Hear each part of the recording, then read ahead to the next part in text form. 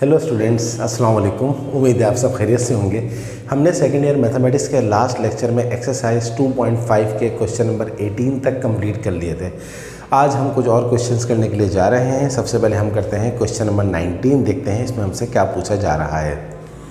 If the points a b, a dash b dash, a minus a dash, comma b minus b dash are collinear, show that their join passes through the origin and that a b dash minus a dash b।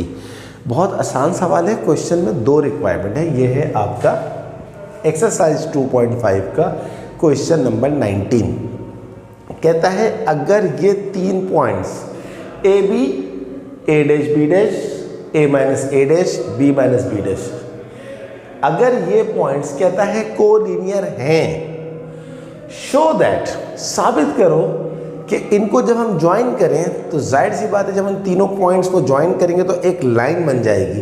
कहता है साबित करो कि ये line origin से पास होगी। ये साबित करो और ये भी साबित करो कि उसके ज़रिए जो रिलेशन बनेगा वो ये बनेगा, a b dash minus a dash B.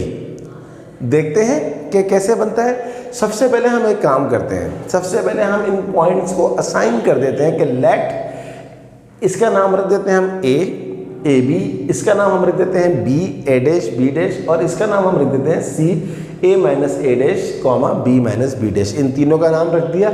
अब हम निकालते हैं वन बाय वन स्लोप। सबसे पहले हम लेते हैं taking a b, b a dash b dash. सबसे पहले हम ए बी का स्लोप निकालते हैं। इसका नाम हम रखते हैं एम ए बी, सबस्क्रिप्ट में ए बी लग दिया। इसका मतलब हम ए बी का स्लोप निकालना है। स्लोप कैसे निकलता है स्टूडेंट? स्लोप के फॉर्मूले से y2 minus y1 upon x2 minus x1। ये आपका x1 है, y1 है, ये x2 है, ये y2 है। तो y2 minus y1 b dash minus b upon x2 minus x1 a dash minus a। तो ये आपके पास आ गया स्लोप ऑफ ए बी। अब हम लेते हैं taking b a dash b dash, C a minus a dash, b minus b dash. अब हम निकालते हैं स्लोप ऑफ बी सी, जिसको हमने कहा एम बी सी, सबस्क्रिप्ट में बी सी लिख दिया। तो अब वही बात, ये x1 y1 है, ये x2 y2 है। तो y2 माइनस y1, y2 है b minus b dash minus y1, y1 क्या है b dash, upon x2 minus x1, x2 है a minus a dash minus x1 है a डैश। अब आप गौर से देखिए, b एज इट इज आ गया, minus b dash minus b dash, ये कितना हो गया minus 2b dash, upon a as it is आ गया, minus a dash minus a dash, कितना हो गया माइनस 2a डैश। ये आपने स्लोप ऑफ ए बी और स्लोप ऑफ बी सी निकाल लिया।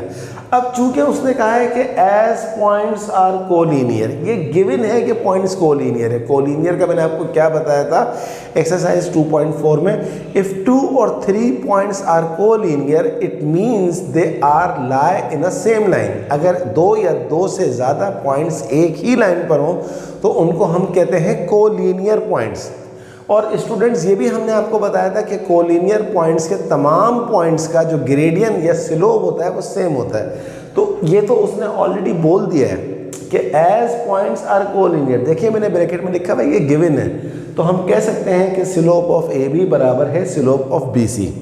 ए बी का स्लोप आपने क्या निकाला, ये लिखा हुआ b dash minus b upon a dash minus a is equals to B C का स्लोप आपने क्या निकाला, ये लिखा हुआ b minus 2b dash upon a minus 2a dash. अब हम इसको सिंप्लीफाई करेंगे, क्रॉस मल्टीप्लाई कर देते हैं। ये b डैश माइनस बी लिखा हुआ है, ये a माइनस 2a डैश उस साइड पर जाके यहाँ डिवाइड हो रहा है, वहाँ जाके मल्टीप्लाई हो जाएगा, इज इक्वल्स टू ये a डैश माइनस a यहाँ डिवाइड हो रहा है, ये इस साइड पर आके मल्टीप्लाई हो जाएगा, ये हो जाएगा a dash minus a into b minus 2b dash. अब हम क्या करेंगे, इस साइड को अलग मल्टीप्लाई करेंगे, इस साइड को अलग मल्टीप्लाई करेंगे। देखिए बी डैश को a से करेंगे तो ये हो जाएगा ए बी डैश, फिर बी डैश को माइनस 2a डैश से करेंगे तो ये हो जाएगा minus 2a dash b dash, फिर b को a से करेंगे तो ये हो जाएगा माइनस ए बी, फिर माइनस b को माइनस 2a डैश से करेंगे तो माइनस माइनस प्लस ये हो जाएगा 2a dash b is equals to a dash को b से करेंगे ये हो जाएगा a dash b, a dash को इससे करेंगे ये हो जाएगा minus 2a dash b dash, फिर a को करेंगे b से तो माइनस ए बी, और माइनस a को माइनस 2b डैश से करेंगे तो ये हो जाएगा minus minus plus 2ab dash. अब आप देखिए आपको लेफ्ट हैंड साइड पे और राइट हैंड साइड पे कुछ कटता हुआ नजर आ रहा है। क्या नजर आ रहा है? ये minus 2a dash b dash ये कट रहा है इस minus 2a dash b dash से। ये माइनस ab कट रहा है माइनस ab से। अब हमारे पास बाकी क्या बचा? इस साइड पे हमारे पास बाकी बचा ab डैश और 2a डैश b। उस साइड पे हमारे पास बाकी बचा a डैश b और 2ab डैश। अब हम क्या करते हैं, इस वाले ये 2a डैश b ऐसे ही लिखा हुआ है, ये वाला a डैश b उठा के इस साइड पर लाएंगे तो ये हो जाएगा minus a dash b is equals to ये 2ab डैश ऐसे ही लिखा हुआ है, इसको इधर शिफ्ट कर देंगे तो ये हो जाएगा माइनस ab डैश। अब आप देखिए 2a डैश b में से माइनस कर दें 1a डैश b तो ये हो जाएगा a dash b is equals to 2ab dash में से माइनस कर दें ab डैश तो यहाँ आ जाएगा ab डैश 1b डैश आ जाएगा। दो में से एक गया, एक होता है। या फिर इसको इस तरह लिख दें, इसको पहले लिख दें ab डैश और इसको यहाँ लिख दें a डैश b। क्यों किया ऐसा? क्योंकि यहाँ पर प्रूफ में उसने कहा है कि ab डैश बराबर है a डैश b। ये यहाँ पर लिखने के बाद भी छोड़ देंगे, कोई मसला नहीं है, नंबर पूरे मिलेंगे, लेकिन सिर्फ दिखाने के लिए कि हाँ जी ये चीज़ एग्जैक्टली ऐसी आ रही है। क्योंकि ये जो क्वेश्चन होता है ना जिसमें डैश होती है, ये थोड़ा सा कंफ्यूज कर देते हैं कि यार a b डैश है a डैश b है, तो इसकी ज़रा थोड़ा सेंसिटिव वर्क होता है, तो इसलिए हमने इसके बजाय इसको लिख लिया ताकि एज इट इज़ नज़र आए। Hence it is proved. इसका नाम हमने रख दिया इक्वेशन नंबर 1। लेकिन अभी बात ख़त्म नहीं हुई दोस्तों। अब जो है स्टूडेंट भी दोस्त होता है और मैं तो बहुत फ्रेंडली हूँ स्टूडेंट के साथ, तो मेरा दोस्त बनना चाहेगा कोई तो बता दे मैसेज के ऊपर, बहुत अच्छी मेरी दोस्ती रहेगी उसके साथ इंशाल्लाह। तो अब जो है अब हमने प्रूफ करना है क्वेश्चन का सेकेंड पार्ट। क्वेश्चन का सेकेंड पार्ट है कि इनको जब हम ज्वाइन करेंगे तो एक लाइन बन जाएगी और वो लाइन किससे पास हो रही होगी? ओरिजिन से। ओरिजिन माने जहाँ पर x भी 0 y भी 0। तो हमें असल में एक इक्वेशन ऑफ लाइन की ज़रूरत है। उसमें हम 2 पॉइंट ले लेते हैं, टेकिंग a b और c हम ले लेते हैं a माइनस a डैश और b माइनस b डैश। अब सबसे पहले हम निकाल लेते हैं स्लोप। ac का स्लोप निकाल लें, ये x1 है, ये y1 है, ये x2 है, ये y2 है। तो y2b minus b dash minus b upon x2 minus x1 a minus a dash minus a। अब आप गौर से देखिए, ये वाला b इस वाले b से कट गया तो क्या बाकी बचा? Minus b dash. नीचे भी देखें, ये वाला a इस वाले a से कट गया, बाकी क्या बचा? Minus a dash. और ये वाला माइनस ये वाले माइनस से कट गया, तो फाइनल जो आपके पास स्लोप आया ac का वो आया b dash upon a dash. Slope आ गया। अब आप इन दोनों में से कोई सा भी पॉइंट ले लीजिए, टेकिंग a b ले लीजिए। अब आप इसके ऊपर लगा दीजिए कौन सी equation? Slope point form. We know that y minus y1 is equal to m time x minus x1। लेकिन रुक जाइए, आप में से किसी भी बच्चे की या किसी भी बच्ची के जहन में ये बात आ सकती है कि सर जब 2 पॉइंट्स हैं तो आपने 2 पॉइंट फॉर्म यूज़ क्यों नहीं करी, आपने स्लोप पॉइंट फॉर्म क्यों यूज़ करी? बहुत अच्छा सवाल है बेटा, बहुत अच्छा सवाल है। तो जवाब भी सुन लें, 2 पॉइंट फॉर्म यूज़ कर लीजिए, आंसर पे कोई फ़र्क नहीं पड़ेगा। मेथड के चेंज करने से आंसर पे फ़र्क नहीं पड़ता। एग्जामिनर थोड़ी बोलेगा आपसे कि 2 पॉइंट फॉर्म से करें या स्लोप पॉइंट फॉर्म से करें। मुझे स्लोप पॉइंट फॉर्म ज़रा ज़्यादा अच्छी लगती है तो मैंने वो यूज़ कर ली। सही है, तो ये पॉइंट क्लियर है। अब देखिए ये x1 है, ये y1 है, तो y माइनस y1 क्या है? b is equal to m। कितना निकाला आपने? ये जो आपके पास m है ये क्या है? ac। m ac है, कितना निकाला था आपने? b dash upon b। ये x माइनस x1 आपके पास क्या है? a। अब हम क्या करेंगे, देखिए ये a डैश यहाँ पर क्या हो रहा है? डिवाइड हो रहा है, वहाँ पर y से भी और b से भी दोनों से मल्टीप्लाई हो जाएगा। तो ये a डैश यहाँ आ जाएगा तो ये हो जाएगा a डैश y, और ये a डैश यहाँ आ जाएगा तो ये हो जाएगा minus a dash b is equal to b dash को x से करें तो ये हो जाएगा b डैश x, और b डैश को a से करेंगे तो ये हो जाएगा माइनस a b डैश। अच्छा, अब आप गौर से देखिए, अभी हमने ऊपर इक्वेशन में एक बात बोली थी कि a b डैश जो होता है वो बराबर किसके होता है? a डैश b के। तो ये जो आपके पास लिखा हुआ है a डैश y माइनस ये जो आपके पास लिखा हुआ है a डैश b, ये इसकी जगह पर हम लिख सकते हैं a b डैश। क्यों? क्योंकि देखें ये चीज़ यहाँ पर इक्वेशन नंबर 1 में हमने प्रूफ करी थी कि ए बी डैश और ए डैश बी बराबर होते हैं, तो लिहाजा हम ए डैश बी की जगह पर क्या रख सकते हैं, ए डैश बी की जगह पर ए बी डैश रख सकते हैं, वो हमने रख दिया। बात समझ में आई? तो ये लिखा भी है from equation number 1 a b dash बराबर है ए डैश बी, तो ए डैश बी हमारा जो ये था इसकी जगह पर हम रख सकते हैं a b dash is equal to ये जो बी डैश एक्स लिखा हुआ है ये एज इट इज लिखा हुआ है और minus a b dash as it is लिखा हुआ है। ये करने का फायदा क्या होगा, देखिए गौर से, ये ए बी डैश और ये ए बी डैश कट गया आपस में, फिर क्या बचा आपके पास, a dash y is equal to b dash x. अब हम एक काम और कर रहे हैं, हम इस ए डैश यहाँ पर y से क्या हो रहा है, मल्टीप्लाई हो रहा है, उस साइड पर जाके डिवाइड हो जाएगा, तो ये हो जाएगा y dash is equal to b dash upon a dash into x. इसका नाम हमने रख दिया equation number 2।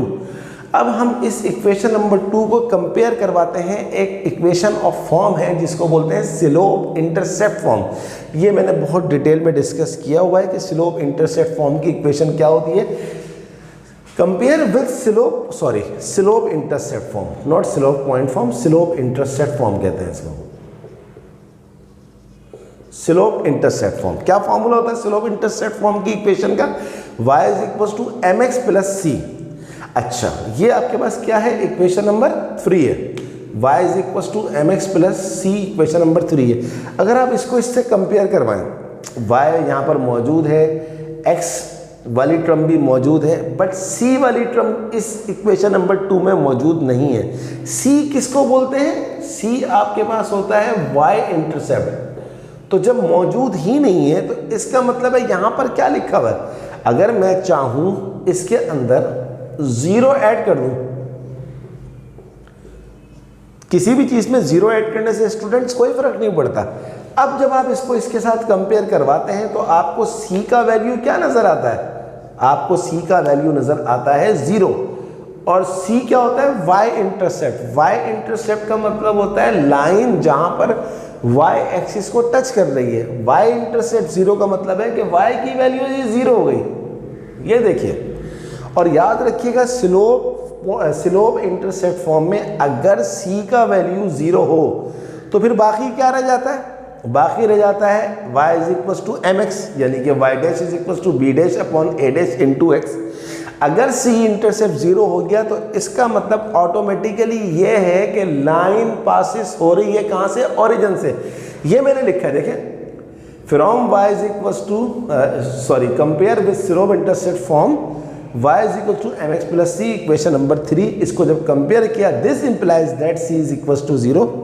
If a line with y intercept is 0 it must passes through the origin proved. अगर यहाँ से, बल्कि इस लाइन को इससे ज़्यादा अच्छा ये किया जाए, क्योंकि ज़रूरी नहीं है कि अगर y इंटरसेप्ट 0 हो तो वो ओरिजिन से पास हो रही है, नहीं, यहाँ लिख सकते हैं in a slope intercept form if c is equals to 0 then the line passes through the origin। चलिए एक और प्रूफ देता हूं, passes through the origin, एक और प्रूफ देता हूं। आप इसका ग्राफ बना लें, एक ले लें, x की वैल्यू 0 लेंगे तो y की वैल्यू खुद ब खुद 0 आ जाएगी, सही है जनाब। फिर एक ले लें x की 1 तो y की वैल्यू भी कुछ आ जाएगी, फिर x की 2 y की वैल्यू भी कुछ आएगी। उसको जब आप प्लॉट करेंगे तो प्लॉट होने पर डेफिनेटली वो लाइन किससे पास होगी, ओरिजिन से पास होगी। तो I hope you understand this question. फिर भी कोई प्रॉब्लम हो तो मुझसे पूछिएगा, मैं आपकी ज़रूर हेल्प करूँगा। आजकल मैं स्टूडेंट्स, मुझे बहुत खुशी है, आजकल बहुत सारे बच्चियाँ मुझसे सवाल कर रहे हैं और मैं उनको जवाब देने की पूरी कोशिश कर रहा हूँ कि जल्द से जल्द जवाब दूँ ताकि फिर वो एग्ज़ाम के लिए फुली प्रिपेयर्ड हो जाए। चलिए अब हम करते हैं क्वेश्चन नंबर 20 इस एक्सरसाइज का। सो आई कंप्लीटली होप कि आपको समझ में आ गया होगा इंशाल्लाह।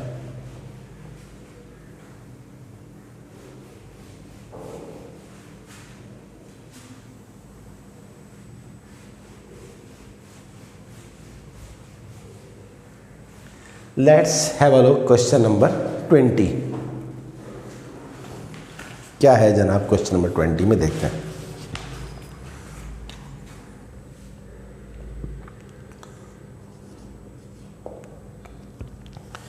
determine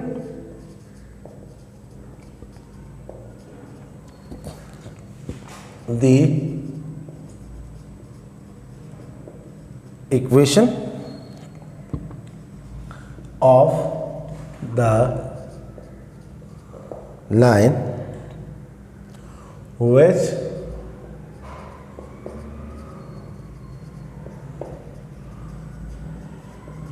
passes through the point -2, -4 and has the sum of its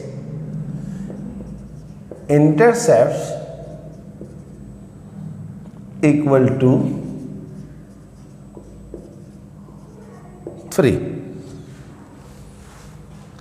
बहुत आसान सवाल है और बहुत इंपॉर्टेंट भी है। अक्सर ये सवाल एग्जाम में पूछा जाता है। कहता है लाइन की वो इक्वेशन बताओ जो इस पॉइंट से पास हो रही है -2, -4 से, और वो कहता है sum of its intercept equal to 3। ये बात मैंने आपको पहले भी बताई थी। जब भी वर्ड आ जाए इंटरसेप्ट्स का, इसका मतलब होता है एक्स इंटरसेप्ट और वाई इंटरसेप्ट। अब सॉल्यूशन, हमने ये बात डिस्कस करी थी कि एक्स इंटरसेप्ट को हम ए कहते हैं और वाई इंटरसेप्ट को हम बी कहते हैं। तो according to question a plus b is equals to 3।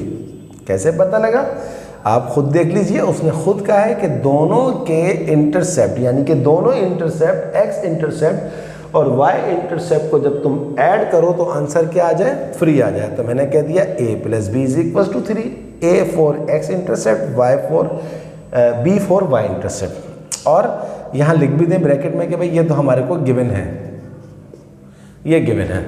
अब यहाँ से a का या b का, जिसका मर्जी है वैल्यू निकाल लें। तो हम a का निकाल लेते हैं, b वहाँ चला गया, ये आ जाएगा 3 माइनस बी। इसका नाम हम रखते हैं इक्वेशन नंबर 1। अब वी नो दैट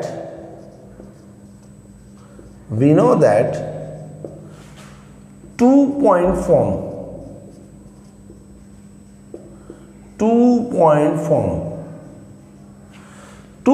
फॉर्म का मतलब क्या होता है? एक्स इंटरसेप्ट वाली और वाई इंटरसेप्ट वाली फॉर्म। 2 पॉइंट फॉर्म क्या होती है? X upon a plus y upon b is equal to 1। तो लेट सपोज ये हमारी रिक्वायर्ड लाइन है। अब ये line as line passes through, as line passes through, उसने कहा है कि ये लाइन पास हो रही है -2, -4 में से। तो जब कोई लाइन किसी पॉइंट में से पास हो रही होती है तो उसकी x वैल्यू x एक्वायर कर लेता है और y वैल्यू y एक्वायर कर लेता है। x की जगह पर लगाते हैं -2 अपॉन a की जगह पर क्या लगाएं? a का वैल्यू जो अभी हमने यहां से हासिल किया था, क्या हासिल किया था? 3 माइनस बी, प्लस b की जगह y की जगह पर लगाते हैं, y की वैल्यू कितनी है?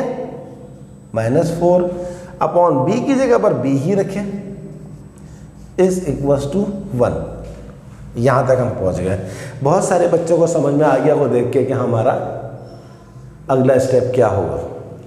-2 upon 3 minus b plus minus ये हो जाएगा -4 upon b is equals to, ये आ गया 1। अब हम क्या करेंगे? 3b, थोड़ा सा एक जगह बना के काम करें ताकि आपको नजर आए। 3 माइनस बी और b का हम ले लेते हैं एलसीएम। 3 माइनस बी से कट जाएगा, b मल्टीप्लाई हो जाएगा 2 से, -2 से, यहाँ आ जाएगा -2b।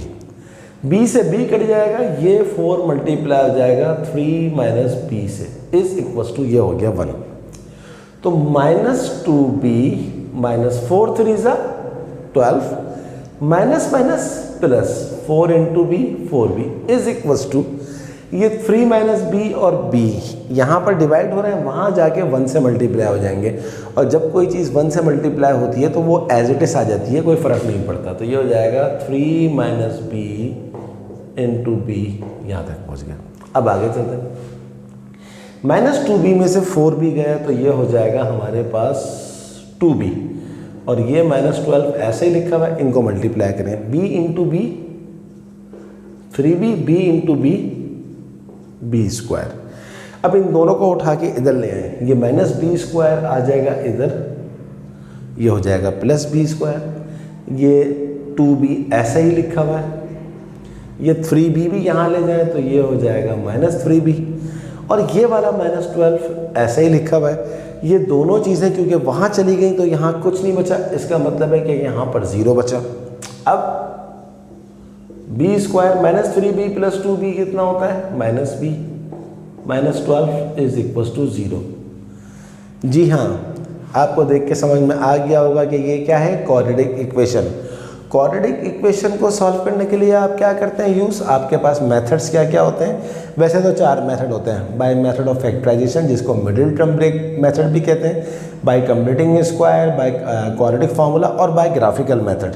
तो बाय ग्राफिकल मेथड तो यहाँ ना लगाएं, ग्राफ थोड़ी बनाएंगे इसके अंदर, बट 3 मेथड में से आप कोई एक मेथड लगा सकते हैं जो आपका दिल चाहे। जिन बच्चों को क्वाड्रेटिक इक्वेशन सॉल्व करनी नहीं आती उनको चाहिए कि प्ले लिस्ट में जाएँ, ओ लेवल मैथ के फोल्डर के अंदर क्वाड्रेटिक इक्वेशन की तकरीबन 14 लेक्चर हैं, तो 2-3 लेक्चर ही आप देख लीजिए तो आपका क्वाड्रेटिक इक्वेशन को सॉल्व करने का पूरा कॉन्सेप्ट क्लियर हो जाएगा। एनीवे, मैं लगा रहा हूँ इस पर मिडिल टर्म ब्रेक मेथड क्योंकि मुझे वो बहुत अच्छा लगता है। 12 × 12 एंड 4 × 3 = 12, 4 - 3 होता है 1, तो ये हो गया b square -4b 3b -12 is equal to 0। इन दो को अलग कर लें, इन दो को अलग कर लें, इन दोनों में हमारे पास कॉमन क्या आ रहा है, b, यहाँ बचेगा b -4, इन दोनों में कॉमन क्या आ रहा है, 3, यहाँ बचेगा b -4 is equal to 0।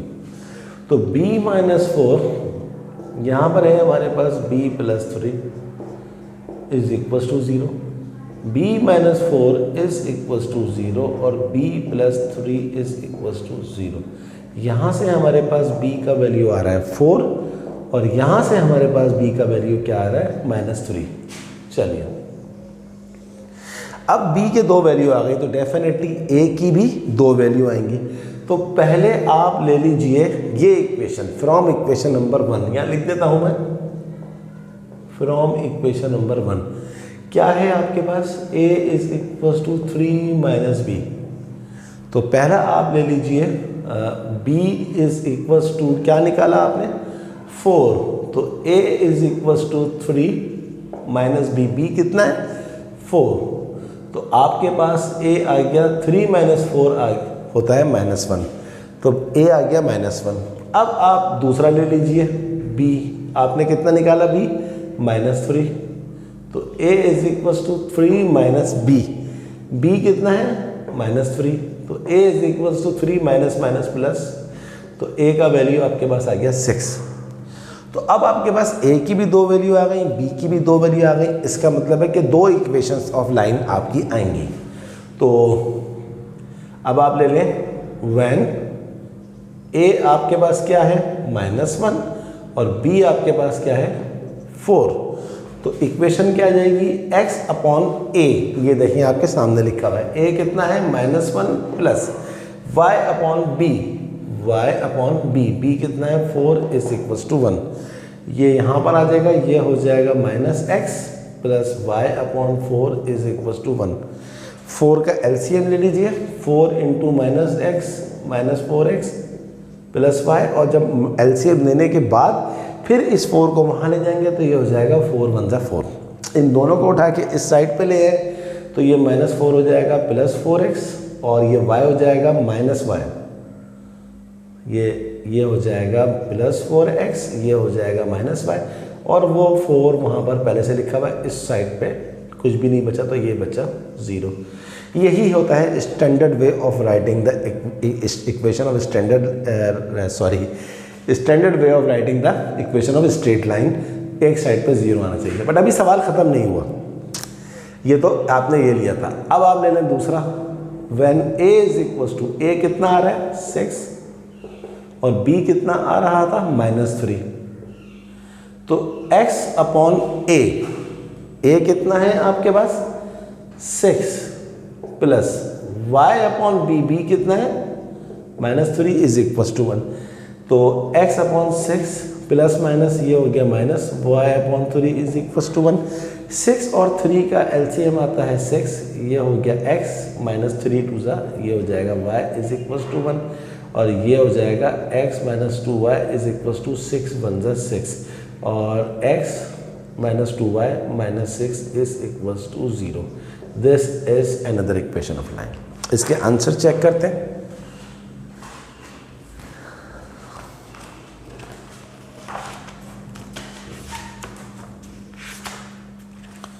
To 2.5 का question number 20, x minus 2y minus 6 is equal to 0, 4x minus 5 plus 4 is equal to 0। 100% correct equation. But अभी एक छोटी सी बात जहन में आई है कि बहुत सारे स्टूडेंट को ये डायरेक्ट स्टेप शायद समझ में ना आए, तो मैं इस डायरेक्ट को एक और स्टेप बढ़ा देता हूँ।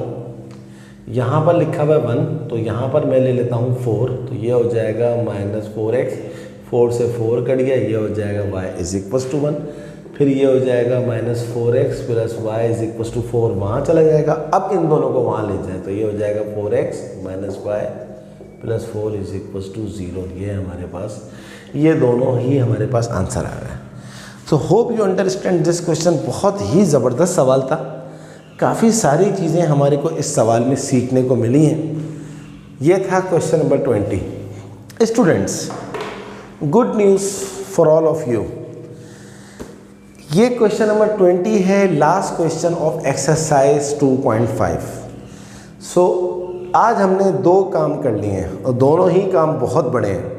पहला बड़ा काम तो ये है कि हमने एक्सरसाइज 2.5 100% कंप्लीट कर ली है। 1 से लेकर 20 तक कोई सवाल नहीं छोड़ा। और देखिए आप कि क्वेश्चन नंबर 1 में 15 पार्ट थे। आप मेरी प्ले लिस्ट में जाके देख सकते हैं, 15 के 15 पार्ट्स करवाएं। क्वेश्चन नंबर 2 में 12 सवाल थे, ये 12 के 12 सवाल करवाएं, कोई सवाल नहीं छोड़ा। और फिर क्वेश्चन नंबर 3 से लेकर क्वेश्चन नंबर 20 तक कोई सवाल नहीं छोड़ा। तो each and every part, each and every question. और यही हमारा मेरा मैं प्राउडली कह रहा हूँ ये बात, यही मेरी मेथडोलॉजी है कि कोई सवाल ना छोड़ो ताकि स्टूडेंट ज़्यादा से ज़्यादा प्रैक्टिस करें। अब इधर उधर भागते हैं स्टूडेंट्स, ना कोचिंग में पूरा काम करवाया जाता है और फिर वो की ख़रीदते हैं। ज़्यादातर स्टूडेंट्स के पास की होता है, बहुत गंदी चीज़ है, की खरीद के छाप रहे होते हैं। नहीं, ना की ज़रूरत है, ना कोचिंग सेंटर जाने की ज़रूरत है, ना ट्यूशन सेंटर जाने की ज़रूरत है, ना अपने घर में किसी प्राइवेट मैथ ट्यूटर की ज़रूरत है, क्योंकि सारा काम आपके मोबाइल के अंदर मौजूद है मेरे लेक्चर्स की सूरत में। तो ये पहला काम था, बड़ा काम। दूसरा बड़ा काम ये है कि आज हमारा चैप्टर नंबर 2 100% कंप्लीट हो गया है। फ्रॉम एक्सरसाइज 2.1 to 2.5 100% कंप्लीट हो गया है, कुछ नहीं बचा। अब तक हमने क्या क्या कर लिया? Chapter number 4 100%, chapter number 5 100%, chapter number 6 100%, chapter number 7 100%, chapter number 8 100%, each and every question. Chapter number 2 आज ख़त्म हो गया 100%। अब हमारा जो अगला सफ़र है, हम तेज़ी से अपने सिलेबस की कंप्लीशन की तरफ जा रहे हैं। अब हमारा अगला सफ़र जो है वो है चैप्टर नंबर 3 का।